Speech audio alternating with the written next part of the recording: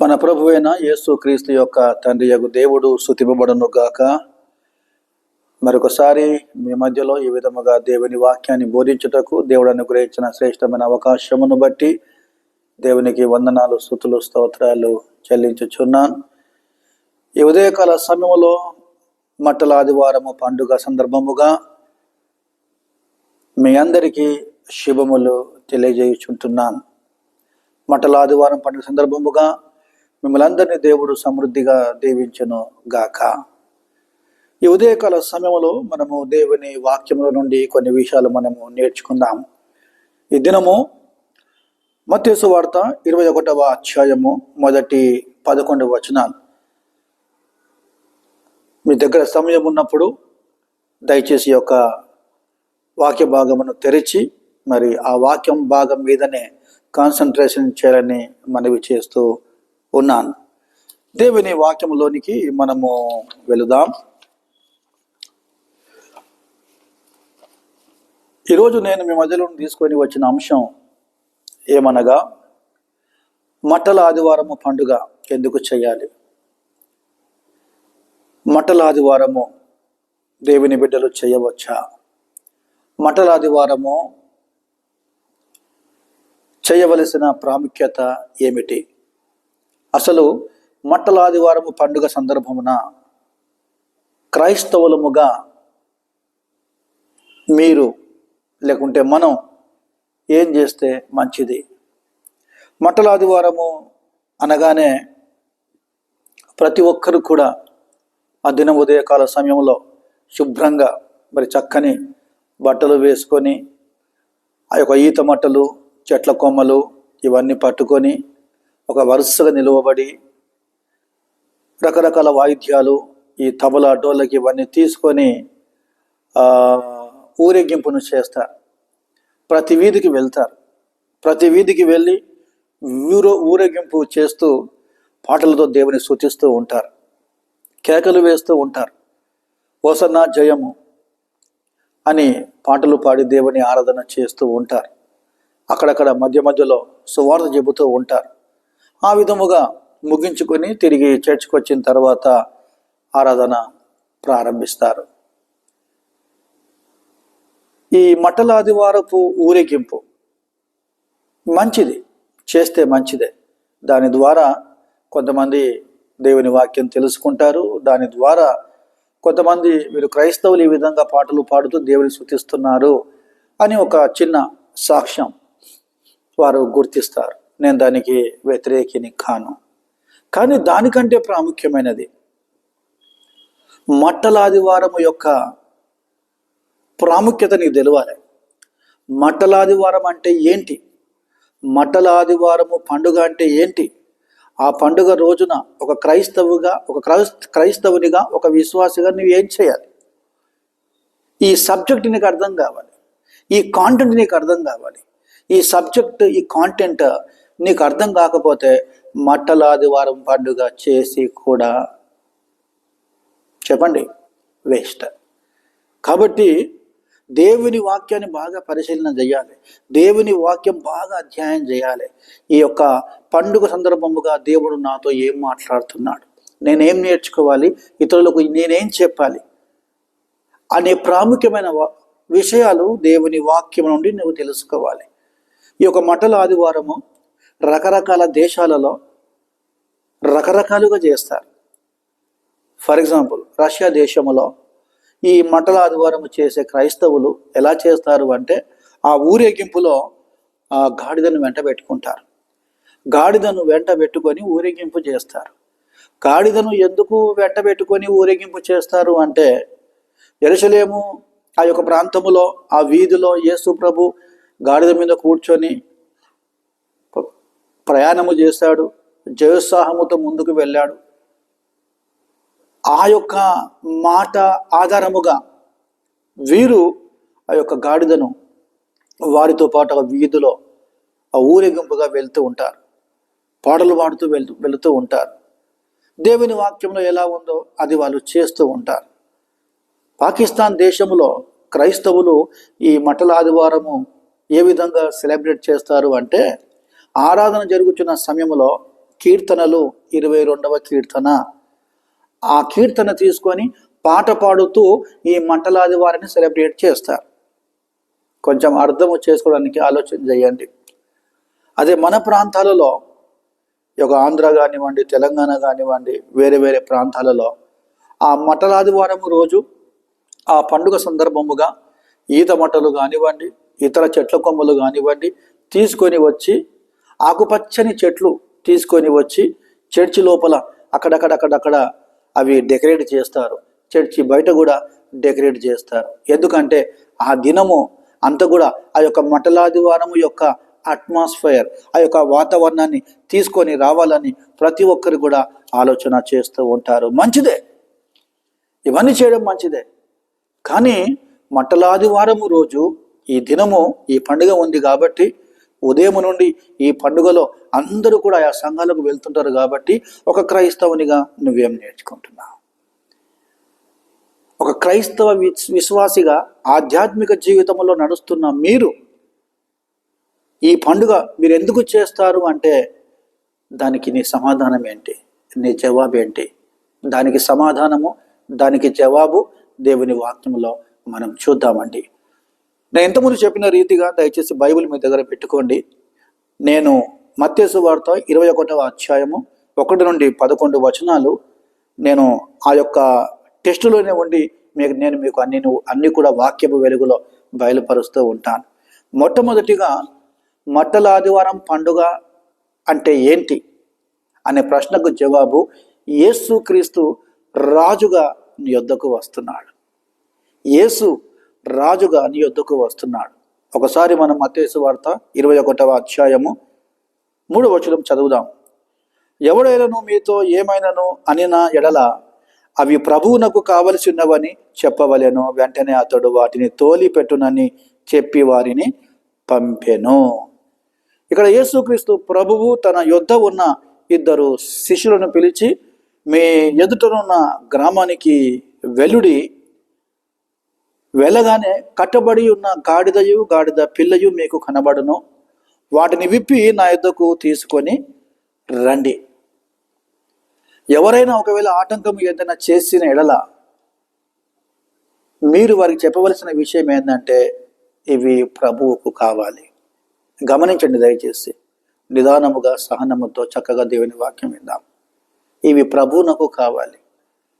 ఆ గాడిద యజమానుడు వచ్చి ఆ శిష్యులతో అన్నాడు, ఎందుకు వాటిని విప్పుతున్నారు మీరు అని చెప్పినప్పుడు యేసుప్రభు ఏం చెప్పాడో వాళ్ళు అదే చెప్పారు, ఇవి ప్రభువుకు కావాలి.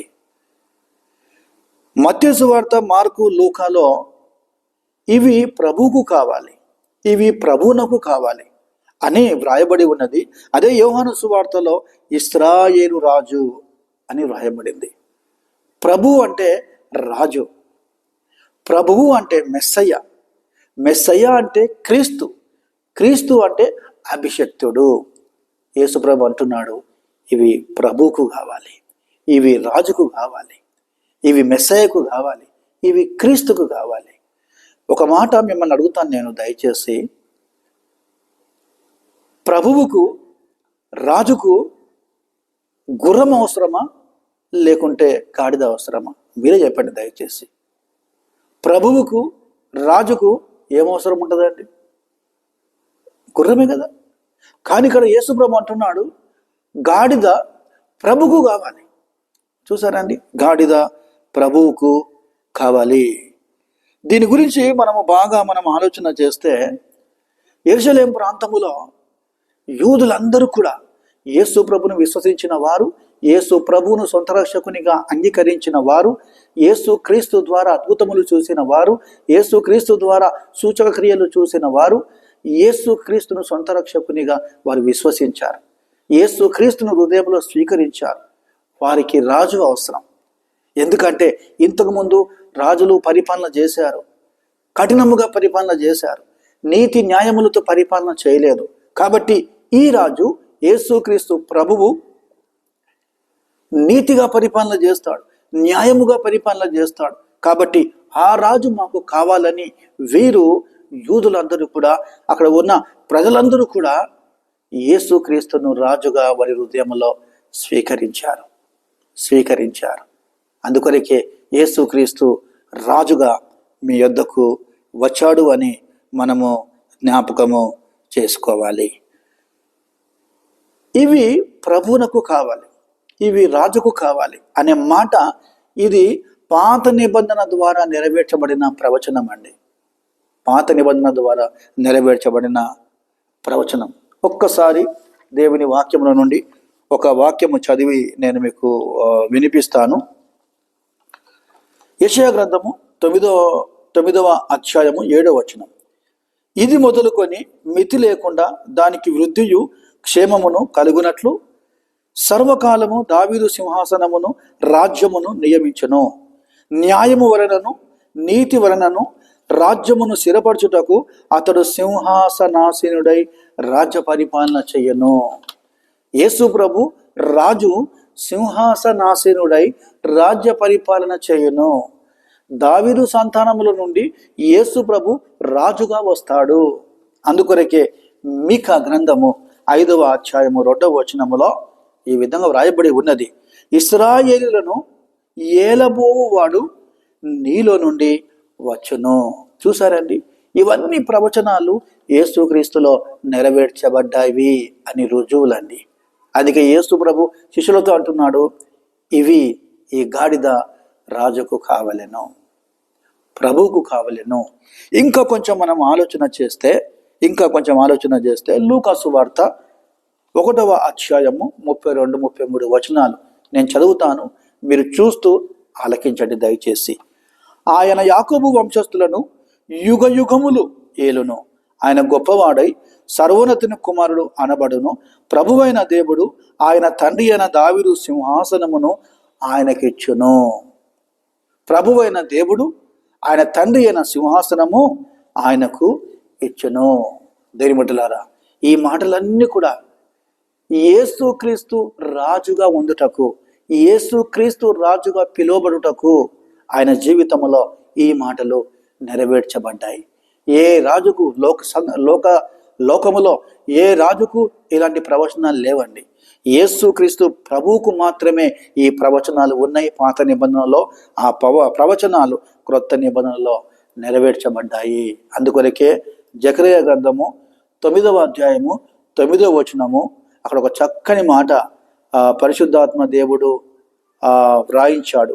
నీ రాజు అనే మాట ఉందండి. అది మీరు బైబిల్ ఉన్నప్పుడు తర్వాత చదువుకోండి దయచేసి. నీ రాజు అనే మాట అక్కడ పరిశుద్ధాత్మ దేవుడు మరి జకరియా ద్వారా రాయించినట్లు మనము చూస్తున్నాం.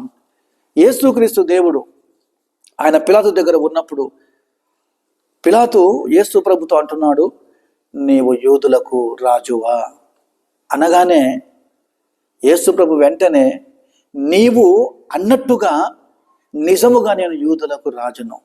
చూడండి, దేవుడు ఎంత ధైర్యముగా యేసు ప్రభు చక్రవర్తి అయిన పిలాతుతో మాట్లాడుతూ ఉన్నాడు, నేను యూదులకు రాజును.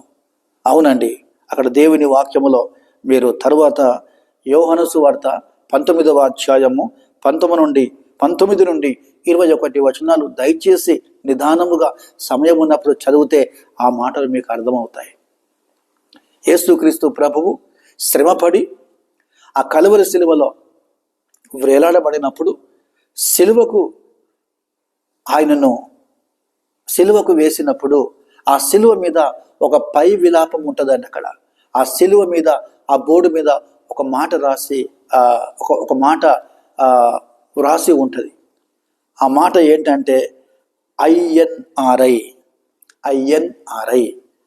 ఇది వేరే భాషలో ఉంది, కానీ వేరే భాష నేను చదవను నేను.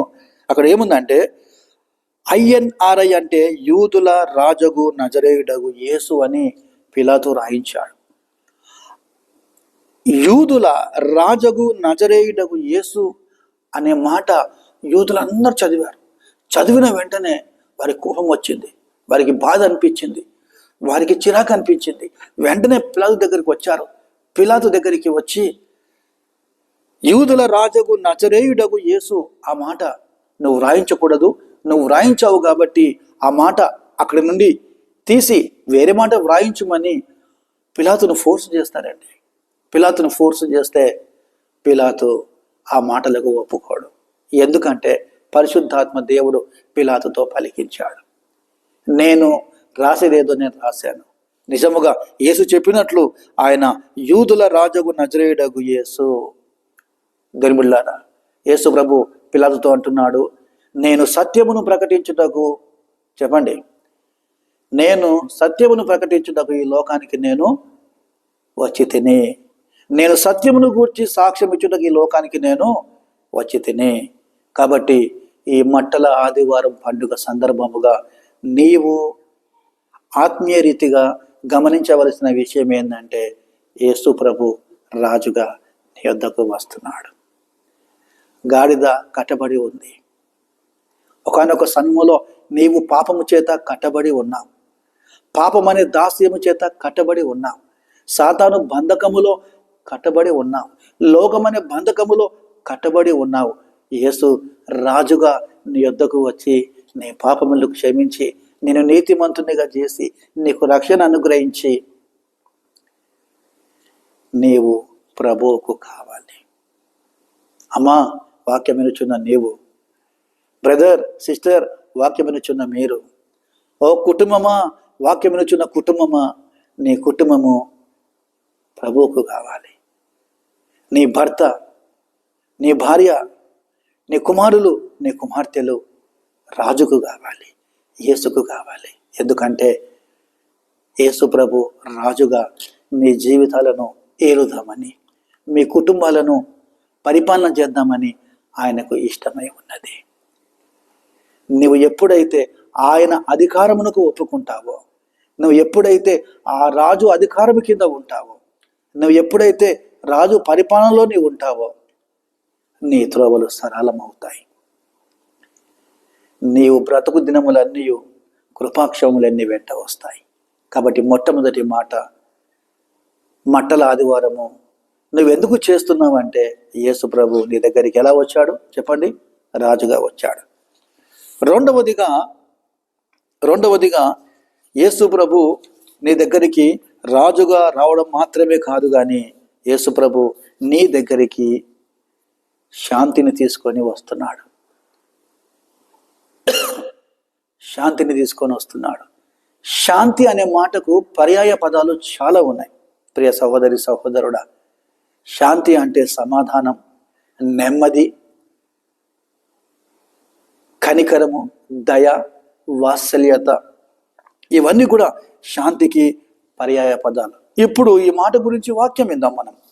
మత్తయి సువార్త 21వ అధ్యాయము 5వ వచనం గమనించినట్లయితే, ఇదిగో నీ రాజు సాత్వికుడై గాడిదను, భారవాహక పశువు పిల్ల అయిన చిన్న గాడిదను ఎక్కి నీ యొద్దకు వచ్చుచున్నాడని సియోను కుమారితో చెప్పుడి. సియోను ప్రజలారా, సియోను కుమార్తె లారా, యెరూషలేము నివాసులారా, మీ యొద్దకు రాజు, ప్రభువు గాడిద మీద వస్తున్నాడు. మీకు శాంతి అనుగ్రహించుటకు, మీకు దీన మనసు అనుగ్రహించుటకు, మీకు నెమ్మది అనుగ్రహించుటకు రారాజు యెరూషలేము యొక్క వీధులలో జయోత్సాహముతో వస్తున్నాడు అని దేవుడు యేసుప్రభు వారితో మాట్లాడుతున్నాడు. ఈ మాట జకర్యా గ్రంథం 9:9లో కొన్ని అక్షరాలు వేరేగా ఉన్నాయి. ఇక్కడ ఏంటంటే ఇక్కడ ఉల్లసించుడి అనే మాట లేదండి. కానీ 9:9లో ఉల్లాసముగా ఉండుడి, నీ రాజు నీతిపరుడును రక్షణ గలవాడును దీనుడనై ఉన్నాడు. సో 3 మాటలండి. యేసు ప్రభు నీ యొద్దకు ఎలా వస్తున్నాడంటే, దీనుడుగా వస్తున్నాడు, దీన మనసు కలిగి వస్తున్నాడు, ఒక రక్షకుడిగా వస్తున్నాడు. ఆ తరువాత నీతిపరుడుగా యేసు నీ దగ్గరికి వస్తున్నాడు. యేసు నీకు శాంతి ఇవ్వడానికి నీ దగ్గరికి వస్తున్నాడు అని నీవు జ్ఞాపకము చేసుకోవాలి. కొన్నిసార్లు కుటుంబములో సమాధానము లేక, అసమాధానము కలిగి, చింత కలిగి, దుఃఖము కలిగి, బాధ కలిగి, వేదన కలిగి అసమాధానముగా ఉంటాం. అశాంతిలో ఉంటాం. కొన్నిసార్లు అనారోగ్యమును బట్టి, అప్పుల బాధలను బట్టి ఇంట్లో నెమ్మది ఉండదు, ఇంట్లో సమాధానం ఉండదు. ఇలాంటి పరిస్థితుల్లో నీవు యేసయ్య తట్టు చేతులు చాచి కళ్ళు మూసుకొని ప్రార్థన చేస్తే, యేసయ్యా అని దేవునికి మొరపెడితే శాంతినిచ్చే దేవుడు, సమాధానం ఇచ్చే దేవుడు నీ దగ్గరికి వస్తాడు. వచ్చి, యేసు ప్రభు నీకు సమాధానము కలుగును గాక. ఆమెను చెప్పండి దయచేసి. నీకు సమాధానము కలుగును గాక అని దేవుడు నీతో మాట్లాడుతూ ఉన్నాడు. దేవుని బిడ్డలారా, ఈ శాంతి ఇచ్చే దేవుడు, ఈ సమాధానం ఇచ్చే దేవుడు శాంతి ఇవ్వడానికి ముందు ఆయన ఈ లోకానికి ఎలా వచ్చాడంటే, తర్వాత మీరు నిదానంగా దయచేసి తొందరపడొద్దు. దయచేసి తొందరపడకుండా వాక్యం వింటున్న మీరందరూ కూడా బైబిల్ దగ్గర పెట్టుకోండి. భార్య, భర్త, పిల్లలు బైబిల్ దగ్గర పెట్టుకోండి. నేను చెప్పే ప్రతి మాట పరిశుద్ధాత్మ ద్వారా నేను మీకు బోధిస్తున్నాను. మీరు తరువాత నిదానంగా చదవండి. ఫిలిప్పీలకు రాసిన పత్రిక 2వ అధ్యాయము 6 నుండి 8 వచనాలు, 2వ కొరింథీయులకు రాసిన పత్రిక 8వ అధ్యాయము 9వ వచనం. ఇవి దయచేసి మీరు చదివితే యేసు ప్రభు నీ కొరకు, మీ అందరి కొరకు, మనందరి కొరకు తన మహిమను పక్కన పెట్టేశాడు. తన బలమును, తన శక్తిని, తన ప్రభావాన్ని పక్కన పెట్టేశాడు. ఆ పరలోకము నుండి మనుష్య కుమారునిగా, దేవుని కుమారునిగా తను తానే రిక్తునిగా చేసుకొని, మనుషుల పోలికగా పుట్టి దాసుని స్వరూపమును ధరించుకొని మరణము పొందునంతగా విధేయత చూపిన వాడై తన్ను తాను తగ్గించుకున్నాడు. నీకు శాంతి ప్రసాదించాలని, నీకు సమాధానం ప్రసాదించాలని ఆయన ధనవంతుడై ఉండి కూడా, ఆ వచనాల్లో ఇవన్నీ రాయబడి ఉన్నాయి. ప్రియ సహోదరి, సహోదరుడా, ఆయన ధనవంతుడై ఉండి కూడా తన దరిద్రము చొప్పున మనము ధనవంతులు కావాలని మన కొరకు ఆయన దరిద్రుడయ్యాడు. నేను ఇంకొక మాట మీకు చెప్తాను. నేను తర్వాత నిదానంగా వాక్యం చదువుకోండి దయచేసి. 1 రాజుల గ్రంథం 1వ అధ్యాయము 33, 34 వచనాలు చదివితే, దావీదు వృద్ధాప్యంలో ఉన్నప్పుడు తన కొడుకు సొలొమోను రాజుగా చేశాడు. పరిస్థితులు కొంచెము తారుమారుగా ఉన్నాయి, రాజుల కాలం కాబట్టి. ఇతరులు కూడా నేను రాజుగా ఉండాలన్న కోరిక ఆ రోజులలో ఉండేది. అప్పుడు దావీదు ఒక కంచెర గాడిద తెప్పించి, ఆ కంచెర గాడిద మీద తన కుమారుడైన సొలొమోనును కూర్చోబెట్టి తన సేవకులతో ఈ విధంగా చెప్పాడు, ఇప్పుడు నా కుమారుని మీరు తీసుకెళ్ళండి. సొలొమోనును గుర్రం మీద కూర్చోబెట్టలేదండి. ఎక్కడ కూర్చోబెట్టాడు? అమ్మ చెప్పండి దయచేసి. ఎక్కడ కూర్చోబెట్టాడు? కంచెర గాడిద మీద. దీని అర్థం ఏంటంటే, నేను సమాధానముగా వస్తున్నాను, నేను శాంతితో వస్తున్నాను. షాలోమ్ అనగా సమాధానం. అదే గుర్రం మీద వస్తే ఆ పరిస్థితి వేరేగా ఉంటుంది. ఇక్కడ యేసు క్రీస్తు ప్రభువు కూడా ఆయన సమాధానకర్త, ఆయన సమాధానకర్త. దేవుని బిడ్డలారా, దేవునికి స్తోత్రము కలుగును గాక. యేసు ప్రభు అంటున్నాడు, యోహాను సువార్త 14వ అధ్యాయము 18వ వచనములో, మిమ్ములను అనాథులుగా విడువను. నువ్వు అనుకుంటున్నావేమో, నేను అనాథనైపోయాను, నాకెవరు తోడుగా లేరు, నాకెవరు సహాయం చేయరు, నేను ఒంటరిదానని అయిపోయాను, ఒంటరివాడని అయిపోయాను, ఇక నాకెవరు మేలు చేయరు, నా పని అయిపోయింది, నేను నిరుత్సాహముగా ఉన్నాను, నా బ్రతికే ఇంత అనుకుంటున్నావేమో. కానీ శాంతినిచ్చే రారాజు, సమాధానం ఇచ్చే యేసుక్రీస్తు ప్రభు అంటున్నాడు, నా శాంతిని మీకు అనుగ్రహించుచున్నాను. ఆమె చెప్పండి దయచేసి. నా శాంతిని మీకు అనుగ్రహించుచున్నాను. దేవుని వాక్యములో ఇంకా కొన్ని వచనాలు నేను చెబుతాను, మీరు తర్వాత చదవండి దయచేసి. రోమాపత్రిక 5వ అధ్యాయము 1వ వచనం, రోమాపత్రిక 5వ అధ్యాయం 11వ వచనం, ఎఫెసీయులకు రాసిన పత్రిక 2వ అధ్యాయం 16వ వచనం, ఆ తర్వాత యోబు గ్రంథం 22-21. మీరు చదివితే పరిశుద్ధాత్మ దేవుడు శాంతి గురించి, సమాధానం గురించి మీతో 100% నిశ్చయముగా మీతో మాట్లాడతాడు. ఆ యోబు గ్రంథం 22వ అధ్యాయం 21వ వచనంలో ఏముందంటే, నీవు దేవునితో సహవాసము చేసిన యెడల నీకు సమాధానము కలుగును. యేసు ప్రభుతో సహవాసం చెయ్యి, రాజుతో సహవాసం చెయ్యి, ఆ మెస్సయ్యతో సహవాసం చెయ్యి. సహవాసం అంటే ప్రార్థన, సహవాసం అంటే వాక్యము చదువుట, సహవాసం అంటే ఆయనను అనుసరించుట, సహవాసం అంటే భయభక్తి కలిగి ఉండుట, సహవాసం అంటే ఉపవాసము కలిగి ఉండుట, సహవాసం అంటే ఆరాధన చేయుట, సహవాసం అంటే ఆయన మీద ఆధారపడుట, సహవాసం అంటే ఆయన ఆజ్ఞలను అనుసరించి నడుచుకొనుట. అది సహవాసం అండి. లోకముతో సహవాసము చేస్తే నీకు నెమ్మది ఉండదు. లోకములో ఉన్నదంతా ఈ శరీరాశ, నేత్రాశ, జీవపు డమ్మం తండ్రి వలన పుట్టినవి కావు. సాతాను నిన్ను లోకములోనికి తీసుకెళ్ళి నాశనము చేస్తాడు. పాపం వలన వచ్చే జీతము మరణం. అయితే దేవుని కృపావరం యేసు క్రీస్తునందు నిత్య జీవం. కాబట్టి ప్రియ సహోదరి సహోదరుడా, వాక్యం వినుచున్న ప్రియ కుటుంబమా, పరిశుద్ధాత్మ దేవుడు నా ద్వారా మాట్లాడుతున్నాడు. నీకు సమాధానము కావాలంటే, నీకు దీన మనసు కావాలంటే రాజు దగ్గరికి రండి, యేసయ్య దగ్గరికి రండి. ప్రయాసపడి పాపభారం మోయుచున్న సమస్త జీవులారా నా యొద్దకు రండి, నేను మీకు విశ్రాంతి. యేసుక్రీస్తు ప్రభువు విశ్రాంతి. కాబట్టి మటలాదివారం అంటే, మటలాదివారం పండుగ అంటే ఏదో సంబరము కాదండి, సంబరము కాదండి. ఈ యేసును రాజుగా నీ హృదయంలో స్వీకరించడమే.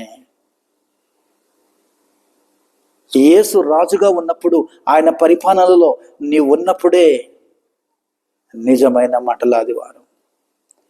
యేసు ప్రభు యొక్క సమాధానము నువ్వు స్వీకరించినప్పుడే, యేసు ప్రభువుతో నీవు శాంతి కలిగి ఉన్నప్పుడే, ఆయనతో సహవాసము చేసినప్పుడే అది నిజమైన మట్టల ఆదివారము పండుగ.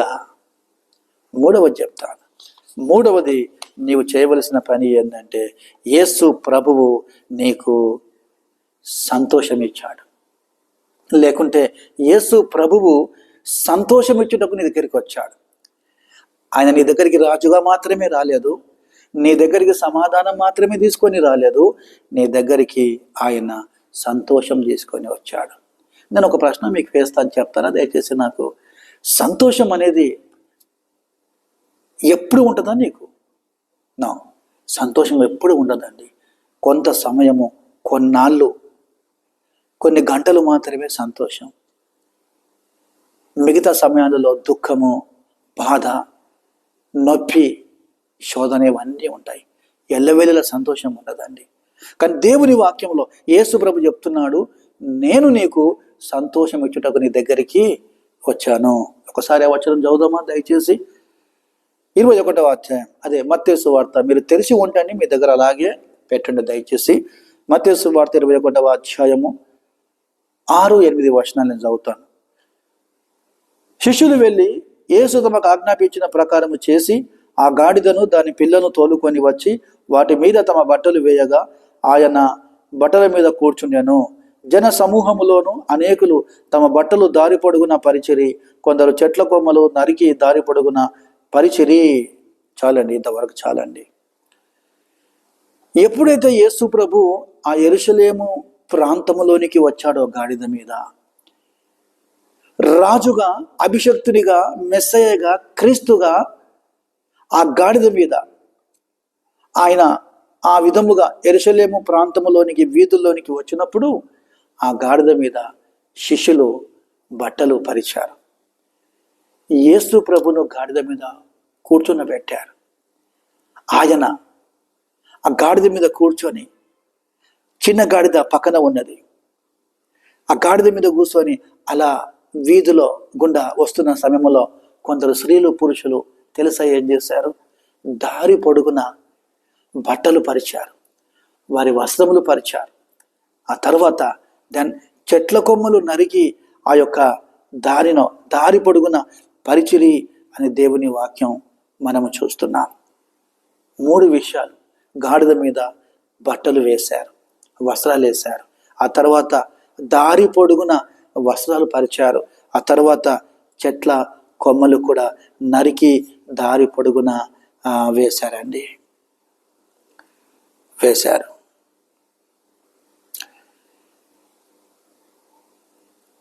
నాకేమనిపించిందంటే,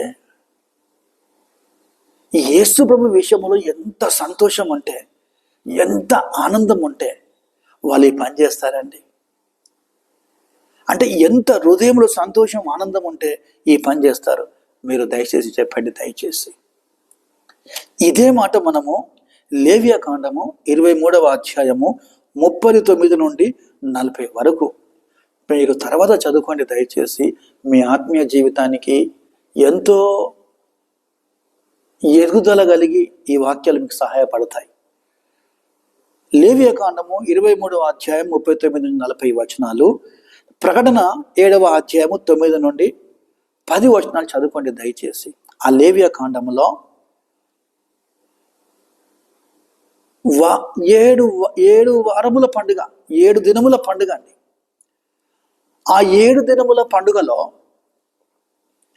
ఈ యొక్క పంట పండిన తర్వాత ఆ కూర్చోబడిన పంట, ప్రథమ పంట ఆ దేవాలయంలోని తెచ్చినప్పుడు ఈ ఇశ్రాయేల్ అందరూ కూడా గొంజి చెట్లు, ఈత చెట్లు కొమ్మలు తీసుకొని ఆ దేవాలయంలో ఈ విధంగా అల్లాడించాలి. ఈ విధముగా అల్లాడించాలి. తద్వారా వారు దేవుని ప్రేమిస్తున్నారు. తద్వారా మమ్ములను ఈ పంట ద్వారా ఇంత సమృద్ధిగా దీవించావు, ఇంత గొప్పగా ఆశీర్వదించావని సంతోషముతో దేవునికి స్తుతులు వీరు చెల్లిస్తున్నారు. ఎంత సంతోషం అండి నిజంగా వాళ్ళకు. మరి ఇదే మాట ఆ యొక్క వస్త్రములు వీధి పొడుగున పరచడము, చెట్ల కొమ్మలు ఆ యొక్క దారిలో ఆ విధముగా పరచడము, మరి పాత నిబంధనలో ఎక్కడైనా ఉన్నదా? ఎవరైనా ఈ విధంగా చేశారా అంటే చేశారండి. 2వ రాజుల గ్రంథం 9వ అధ్యాయము 1వ వచనము 13వ వచనం తర్వాత మీరు చదవండి. ఈ ఇశ్రాయేలుకు రాజుగా యేహును నిర్మించినప్పుడు పట్టాభిషేకము చేసినప్పుడు, రాజుగా చేసినప్పుడు, దేవుని బిడ్డలారా, ఆయన రాజుగా అయిన వెంటనే, ఆయన ఇశ్రాయేలుకు రాజుగా పట్టాభిషేకము చేసిన వెంటనే అక్కడ ఉన్న ఇశ్రాయేలు అందరూ కూడా వారి వస్త్రాలు పరిచారు. అంటే దీని అర్థం ఏంటంటే, ఎవరైతే రాజుగా ఉంటారో, రాజుగా రాజ్యానికి పట్టాభిషేకము ఆ విధంగా కలిగి ఉంటారో వారికి సన్మానం చేయాలి. రాజులకు మాత్రమే ఈ సన్మానం, రాజులకు మాత్రమే ఈ మర్యాద. ఇక్కడ కూడా యేసు ప్రభు రాజు కాబట్టి ఆ రాజుకు మాత్రమే ఈ సన్మానం, ఆ రాజుకు మాత్రమే ఈ గౌరవము. ప్రియమైన దేవుని బిడ్డలారా, మీరు వాక్యం చక్కగా వింటున్నారు. కూర్చొని బైబిల్ దగ్గర పెట్టుకొని సహనముతో దేవుని వాక్యం వింటున్నారు. వారు సంతోషముతో, క్రియలు లేని విశ్వాసము చెప్పండి మృతం, క్రియలు లేని విశ్వాసము మృతం, విశ్వాసము లేని క్రియలు మృతం. 2 చేశారండి. క్రియలు చూపించారు, విశ్వాసము చూపించారు, సంతోషించారు. ఇప్పుడు ఒక మాట మీకు చెప్తాను నేను. యేసు ప్రభు రాజుగా వస్తున్న సమయంలో యెరూషలేము వీధులలో, గాడిద మీద ప్రభువుగా వస్తున్న సమయంలో వీరు రాజుగారు దేవులు స్వీకరించారు, శాంతిని పొందారు. ఇప్పుడు సంతోషమును పొంది వీళ్ళు ఈ 3 పనులు చేశారు. వస్త్రాలు పరిచారు, చెట్ల కొమ్మలు పరిచారు. మరి వాళ్ళే ఆ విధంగా చేస్తే నువ్వేం చేస్తావు? ఈ మట్టల ఆదివారము దినమున నువ్వేం చేస్తావు? వాళ్ళు ఆ విధంగా చేశారు. ఒక విశ్వాసిగా, ఒక క్రైస్తవునిగా, ఒక దేవుని కుటుంబముగా మీరేం చేస్తారు? మీరు అనొచ్చు, పాస్టర్ గారు మరి ఈ రోజుల్లో మరి యేసయ్య లేడే, గాడిద మీద వస్తలేడు కదా, గాడిద మీద వస్తే మరి ఆయనకి ఎలా చేశారో మేము కూడా అలాగే చేస్తామని ఒక ప్రశ్న మీకు రావచ్చు. కానీ యేసయ్య వచ్చాడు, 33.5 సంవత్సరములు పరిచర్య చేశాడు. దేవుని కుమారునిగా, దైవత్వము కలిగి, పరిశుద్ధాత్మ దేవునిగా ఆయన తిరిగి ఆ పరలోకానికి ఆరోహణమయ్యాడు. ఇప్పుడు ఆత్మస్వరూపిగా మన మధ్యలో ఉన్నాడు, నీ హృదయంలో ఉన్నాడు, నీ ఆత్మలో ఉన్నాడు యేసయ్య. నువ్వేం చేయాలంటే రోమాపత్రిక 12వ అధ్యాయము 1 నుండి 3 వచనాలు మీరు నిదానంగా చదవండి. రోమాపత్రిక 12వ అధ్యాయం 1 నుంచి 3 వచనాలు. అక్కడ ఏముందంటే, సజీవ యాగముగా మీ శరీరంలోను ఆయనకు సమర్పించుకొనుడి.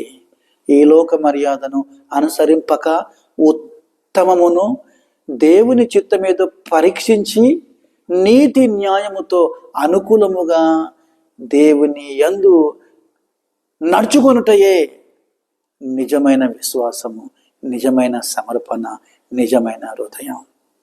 దేవుడు ఈ ఉదయకాల సమయంలో ఈ పండుగ సందర్భముగా దేవునితో మాట్లాడుతున్నాడు.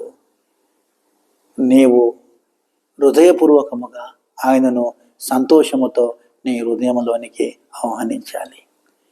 యేసు ప్రభు దేవుడు అని నీ నోటితో ఒప్పుకోవాలి. రోమా 10:9 ప్రకారం దేవుడు యేసు ప్రభును మృతులలో నుండి లేపెను అని నీ హృదయమందు విశ్వసించిన ఎడల నీవు రక్షింపబడదువు.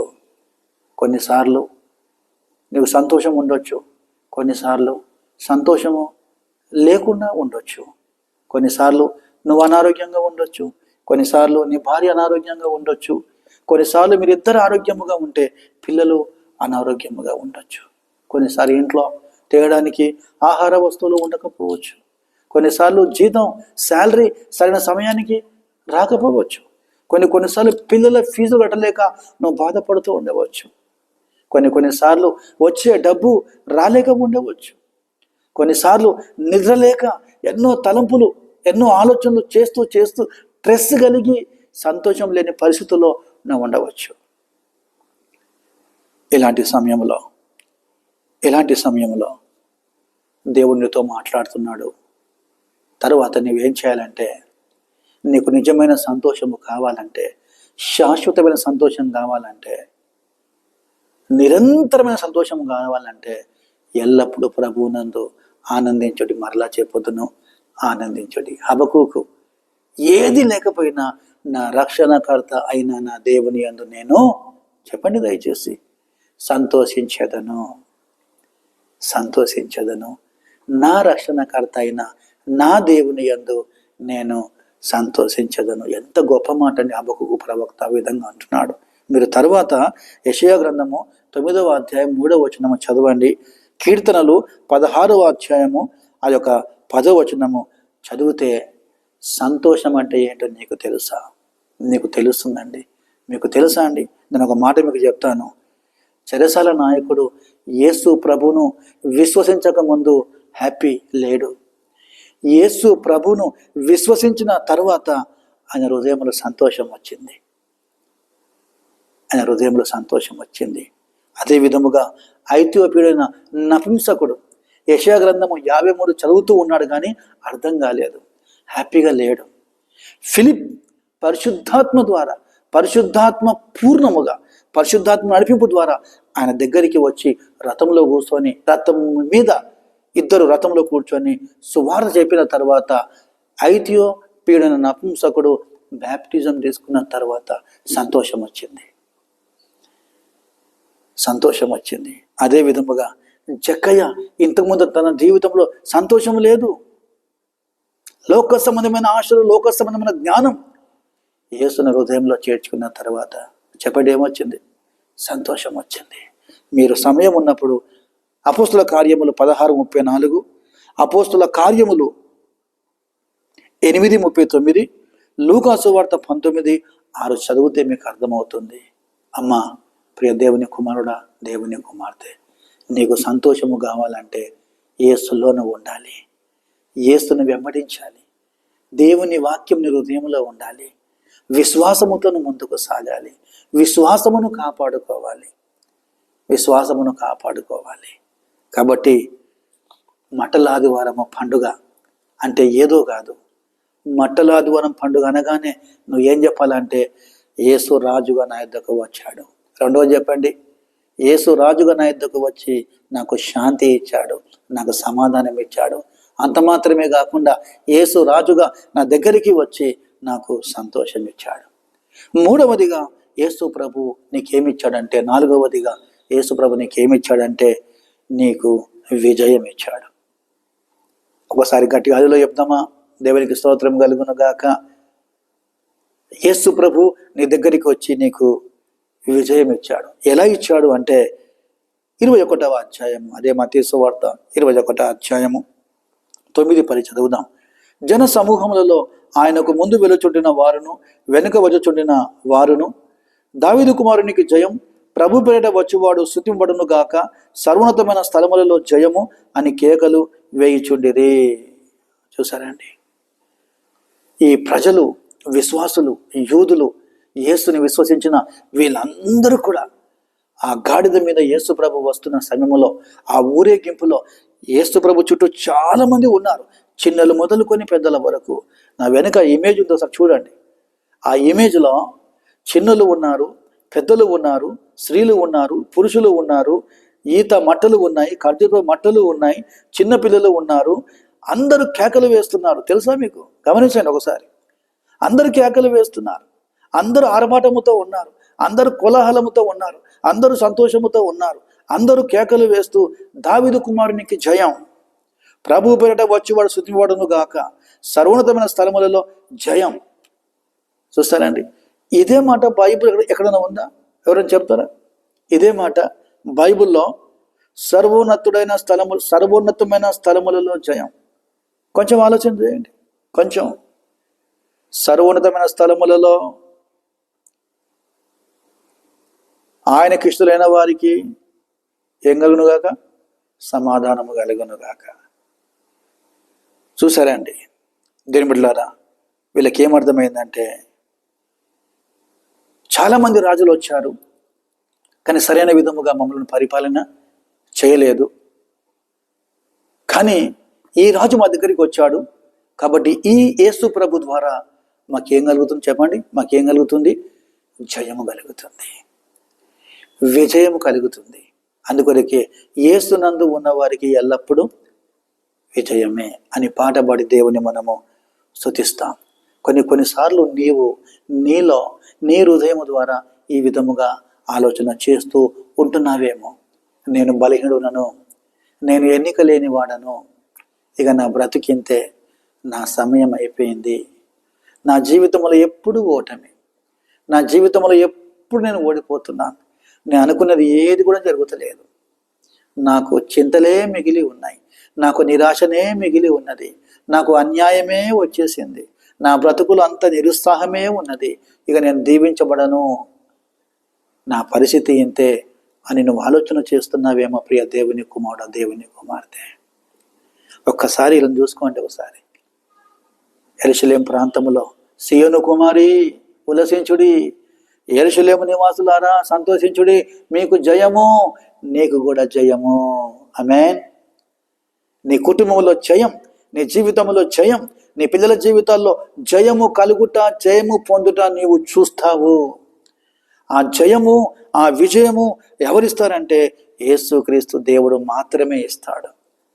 శ్రమ వచ్చినప్పుడు కృంగిపోవద్దు, శ్రమ వచ్చినప్పుడు బలహీనులుగా ఉండకూడదు, శ్రమ వచ్చినప్పుడు భయపడకూడదు, శ్రమ వచ్చినప్పుడు పారిపోవద్దు, శ్రమ వచ్చినప్పుడు చింత చేయొద్దు, శ్రమ వచ్చినప్పుడు ఒంటరిగా ఉండొద్దు. ఆ శ్రమ వచ్చినప్పుడే కృంగిపోకుండా నిన్ను లేవనెత్తే యేసయ్య హస్తం పట్టుకో, నీకు ఉజ్జీవం ఇచ్చే యేసయ్య హస్తం పట్టుకో, నీకు శక్తినిచ్చే యేసయ్య కుడి హస్తాన్ని పట్టుకొని నీవు లేయాలి, యేసు నామములో లేయాలి. పేతురు, యోహానులు ఆ కుంటివానితో మాట్లాడుతూ ఉన్నారు. వెండి బంగారములు మా యొద్ద లేవు గాని కలిగినదే నీకు ఇచ్చుచున్నాము. నజరేయుడు యేసు క్రీస్తు నామములో లేచి నిలబడనగానే బలం వచ్చేసింది. దేవుని మందిరంలోనికి వెళ్ళి దేవుని స్తుతించాడు. దేవుని బిడ్డలారా, ఒకసారి ఆలోచన చేయండి. నీకు సమయం వస్తుంది, ప్రతిదానికి సమయము కలదు. నీవు విజయం పొందే సమయం వస్తుంది, నీవు జయం పొందే సమయం వస్తుంది. నువ్వు విజయము పొందాలి అంటే, నువ్వు జయము పొందాలంటే ఈ రెఫరెన్స్ నువ్వు చదవాలి. దయచేసి ఈ వాక్య భాగములు నువ్వు చదవాలి. నేను చదువుతాను, సమయం లేదు కాబట్టి ఇంటికి వెళ్ళిన తర్వాత నువ్వు చదవాలి. మొదటి కొరింథీయులకు రాసిన పత్రిక 15వ అధ్యాయం 57వ వచనం, యోహాను సువార్త 16:33, కొలస్సీయులకు రాసిన పత్రిక 2వ అధ్యాయం 15వ వచనం, 2వ కొరింథీయులకు రాసిన పత్రిక 2వ అధ్యాయం 14వ వచనం, ద్వితీయోపదేశ కాండము 20వ అధ్యాయము 4వ వచనం. ఈ వచనాలన్నీ నువ్వు చదవాలి. చదివినప్పుడే నీ కుటుంబంలో, నీ ఉద్యోగంలో, నీ జీవితంలో నీవు విజయము చూస్తావు. యెహోషువ ఎక్కడ వెళ్ళినా విజయం చూశాడు. తెలుసా మీకు? యెహోషువ తన జీవితంలో, తన ప్రజల జీవితాలలో విజయం చూడటానికి కారణం ఏంటంటే, దేవునికి స్తోత్రం కలుగును గాక, ఆయన ధర్మశాస్త్రం విషయంలో కుడికి ఎడమకు తొలగిపోలేదు. ధర్మశాస్త్రం విషయంలో, బోధించే విషయంలో తప్పిపోలేదండి. ఈ ధర్మశాస్త్రాన్ని దివారాత్రులు ఆయన చదివాడు. యెహోషువ ఆయన చదివాడు. యెహోషువ ఎక్కడికి వెళ్ళినా ప్రార్థన చేశాడు. అందుకే ఓటమి లేదు ఆయనకు.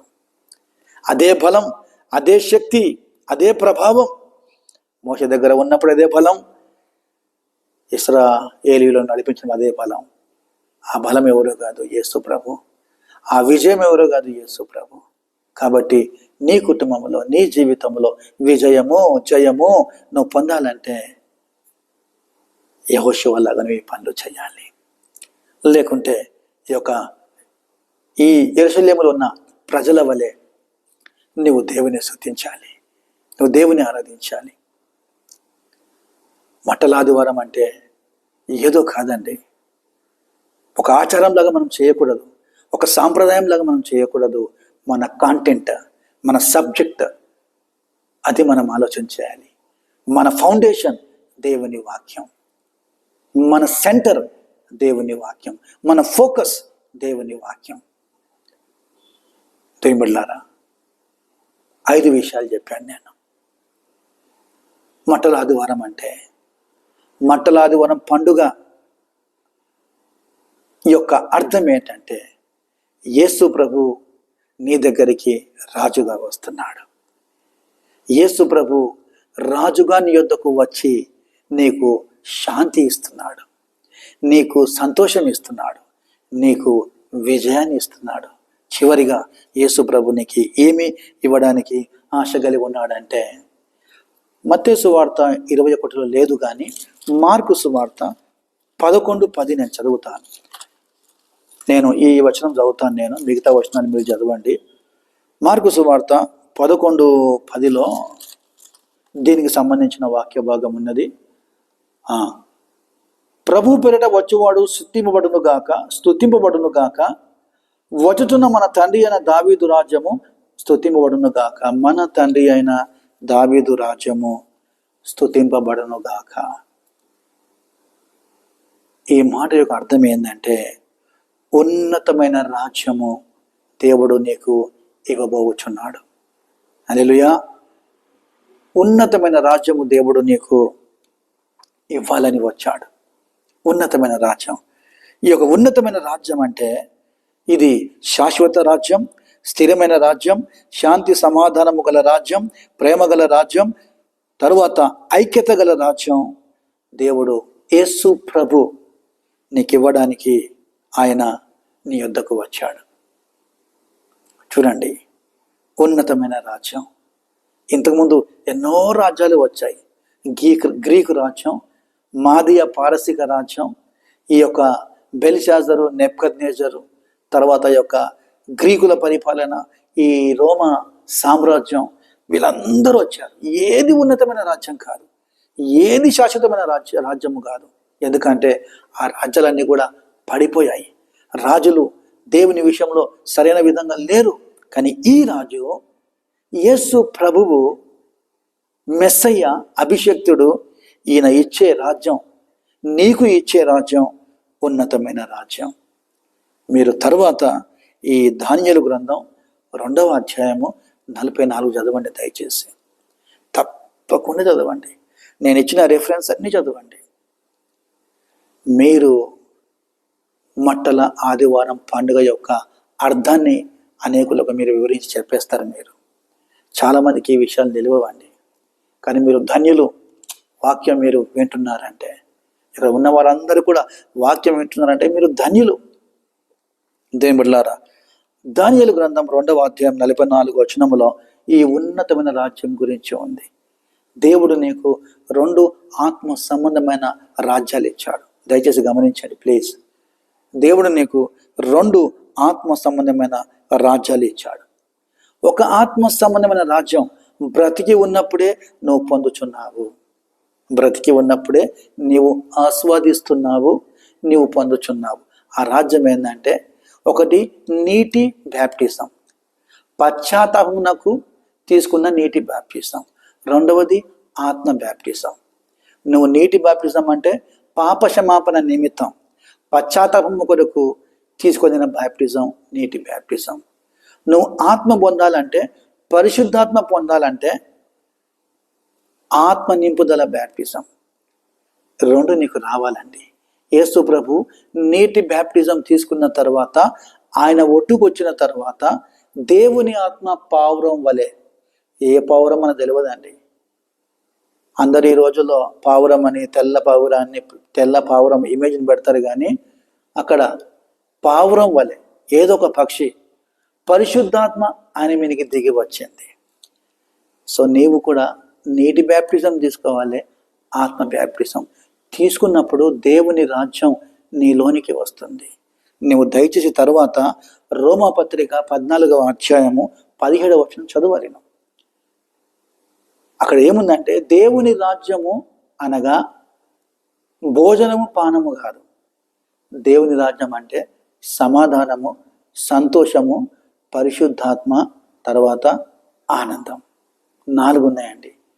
సమాధానము, యథార్థత, సంతోషము, పరిశుద్ధాత్మ. మీరు చదవండి దయచేసి. ఈ 4 నీలో, నీ ఆత్మలో, నీ హృదయంలో ఉంటేనే దేవుని రాజ్యం నీలో ఉన్నట్లు. దేవుని రాజ్యం అంటే ఎవరో కాదు, యేసు ప్రభు యొక్క నీతి, యేసు ప్రభు యొక్క సత్యం, యేసు ప్రభు యొక్క మార్గం, యేసు ప్రభు యొక్క జీవం ఉంటే దేవుని రాజ్యం నీలో ఉన్నట్లే.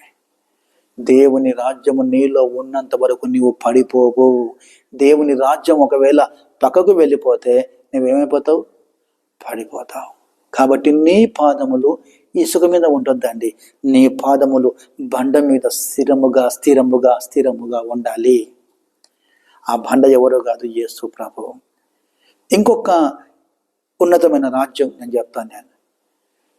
మరి ఒక పరలోక రాజ్యం ఏంటంటే, దేవుని బిడ్డలారా, మరి ఒక పరలోక రాజ్యం ఏంటంటే, నీవు మరణించిన తర్వాత నీ ఆత్మ దేవుని సన్నిధికి వెళ్ళిపోతుంది. మన్నైనది వెనుకటి వలనే మంటికి చేరును, ఆత్మ తాను దయచేసిన దేవుని యొద్దకు చేరును అని ప్రసంగి గ్రంథం 12వ అధ్యాయంలో మనం చూస్తాం.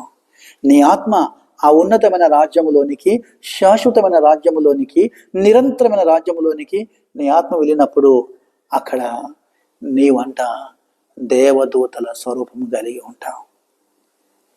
దేవదూతలతో పాటు నువ్వు కూడా ఉంటావు. తండ్రి కుడి పార్శ్వంగా నువ్వు కూర్చుంటావు. ఎంత గొప్ప ధన్యత అండి. అక్కడ నీకు దుఃఖం ఉండదు, అక్కడ నీకు కన్నీళ్ళు ఉండవు, అక్కడ నీకు వేదన ఉండదు, అక్కడ నీకు ఆకలి ఉండదు. అక్కడ నువ్వు నిత్యము సంతోషంగా ఉంటావు. ఇదండి ఉన్నతమైన రాజ్యం. యేసు ప్రభు నీకు ఉన్నతమైన రాజ్యం ఇచ్చాడు. నా తండ్రి ఇంట అనేకమైన నివాసాలు కలవు, లేని ఎడల నేను నీతో చెప్పుదును. చూసారండి, యేసుప్రభు అంటున్నాడు, నా తండ్రి ఇంట అనేకమైన నివాసాలు ఉన్నాయి, గృహాలు ఉన్నాయి. అంటే అక్కడ దేవుని రాజ్యం ఉంది. అక్కడి నుండి యేసయ్య వచ్చాడు, 33.5 సంవత్సరాలు సేవ చేసి మళ్ళా అతడు శ్రమపడి మరణించి సమాధి చేయబడి మృత్యుంజయుడై తిరిగి లేచిన తర్వాత ఆ గృహానికి, ఆ పరలోక రాజ్యానికి ఎలా వెళ్ళాడో నన్ను అలాగే తీసుకొని వెళ్తాడు. దేవునికి స్తోత్రం కలుగును గాక. ఆమేన్ చెప్దామా? ఆమేన్. కాబట్టి మట్టల ఆదివారం పండుగ యొక్క అర్థం ఏంటంటే, దేవునికి స్తోత్రం కలుగును గాక. 6 విషయాలు చెప్పాను, 5 విషయాలు చెప్పాను మీకు. ఒకటి, యేసు ప్రభువు రాజుగా నీ యొద్దకు వస్తున్నాడు. నేను పరిపాలన చేయాలని. ఆయన రాజుగా నీ యొద్దకు వస్తూ నీ యొద్దకు సంతోషం తీసుకొని వచ్చాడు. నీవు నిరంతరము సంతోషంగా ఉండాలని. నీ యొద్దకు సమాధానము తీసుకొని వచ్చాడు. నువ్వు ఎల్లప్పుడూ సమాధానం కలిగి జీవించాలని. నీ యొద్దకు విజయాన్ని తీసుకొని వచ్చాడు. నీ జీవితంలో నిత్యము విజయాలు చూడాలని. నీ యొద్దకు యేసు ప్రభు దేవుని రాజ్యం తీసుకొని వచ్చాడు. ఆ రాజ్యము లోక సంబంధముగా, అంటే ఇక్కడ జీవించినప్పుడు నువ్వు యేసులో ఉన్నప్పుడు నీ హృదయంలో ఉంటుంది. నువ్వు మరణించిన తర్వాత కూడా దేవుని రాజ్యంలోనే ఉంటావు. కాబట్టి ప్రియమైన దేవుని బిడ్డలారా, ఈ యొక్క ఉదయకాల సమయంలో చక్కగా మీరందరూ కూడా దేవుని వాక్యం విన్నారు. ఇప్పుడు మీకు అర్థమైంది కదా, మట్టల ఆదివారము పండుగ అంటే ఏందో అర్థమైంది కదా. ఇదండి దేవుని వాక్యం నుండి నేను మీకు చూపించాను, వివరించాను.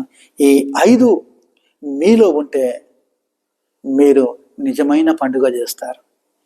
ఈ 5 విషయాలు మీరు వేరే వాళ్ళకు చెబితే అది మీ దృష్టిలో, దేవుని దృష్టిలో నిజమైన మట్టల ఆదివారం. దేవుని మనందరినీ కూడా దీవించును గాక. చక్కగా ఓపికతో మీరు వాక్యం విన్నారు. పరిశుద్ధాత్మ దేవుడు నాతో మాట్లాడుతున్నాడు. ఈ వాక్యము ద్వారా మీకు మేలు కలుగుతుందని, ఈ వాక్యము ద్వారా మీకు సంతోషం కలుగుతుందని, ఈ వాక్యము ద్వారా మీకు విజయం కలుగుతుందని, ఈ వాక్యము ద్వారా దేవుని స్థిరమైన రాజ్యం మీకు లభిస్తుందని, ఈ వాక్యము ద్వారా మీరు ఎల్లప్పుడూ సంతోషముగా ఉంటారని నేను దేవుని యందు నిరీక్షణ కలిగి ఉన్నాను. అందరి కళ్ళు మూసుకోండి, ప్రార్థన చేద్దాం. దేవా నీకు స్తోత్రములు, పరిశుద్ధుడా నీకు వందనాలు, మహోన్నతుడా నీకు వందనాలు. సేవకునిగా నన్ను మీరు వాడుకొనిచున్నందుకు స్తోత్రములు. పరిశుద్ధాత్మ ద్వారా నింపి మాట్లాడినందుకు స్తోత్రాలు. నాయనా, ఈ యొక్క శ్రేష్టమైన మట్టల ఆదివారం పండుగ సందర్భముగా మత్తయి సువార్త 21వ అధ్యాయము మొదటి 11 వచనాల ద్వారా అనేకమైన విషయాలు, 5 మాటలు ప్రభువా మాతో మీరు మాట్లాడారు ప్రభువా. మీకు వందనాలు.